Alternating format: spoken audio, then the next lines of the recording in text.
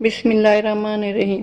امام احمد بن حنبل کہتے ہیں، ایک بار راہ چلتے ہوئے میں نے دیکھا ایک ڈاکو لوگوں کو لوٹ رہا ہے۔ کچھ دنوں بعد مجھے وہی شخص مسجد میں نماز پڑھتا نظر آیا۔ میں اس کے پاس گیا اور اسے سمجھایا کہ تمہاری یہ کیا نماز ہے؟ خدا کے ساتھ معاملہ یوں نہیں کیا جاتا کہ ایک طرف تم لوگوں کو لوٹو اور دوسری طرف تمہاری نماز خدا کو قبول اور پسند آتی رہے۔ ڈاکو بولا، امام صاحب، میرے اور خدا کے مابین تقریباً سب دروازے بند ہیں۔ میں چاہتا ہوں کوئی ایک دروازہ میرے اور خدا کے مابین کھلا رہے۔ کچھ عرصہ بعد میں حج پر گیا۔ طواف کے دوران دیکھتا ہوں ایک شخص کعبہ کے خلاف سے چمٹ کر کھڑا کہتا جا رہا ہے، میری توبہ، مجھے معاف کر دے، میں اس نافرمانی کی طرف کبھی پلٹنے والا نہیں۔ میں نے دیکھنا چاہا اس بے خودی کے عالم میں آہیں بھر بھر کر رونے والا کون خوش قسمت ہے۔ کیا دیکھتا ہوں یہ وہی شخص ہے جسے میں نے بغداد میں ڈاکے ڈالتے دیکھا تھا۔ تب میں نے دل میں کہا، خوش قسمت تھا جس نے خدا کی طرف جانے والے سب دروازے بند نہیں کر ڈالے۔ خدا مہربان تھا جس نے وہ سبھی دروازے آخر کھول ڈالے۔ تو کیسے بھی برے حال میں ہو، کتنے ہی گناہ گار ہو، خدا کے ساتھ اپنے سب دروازے بند مت کر لینا۔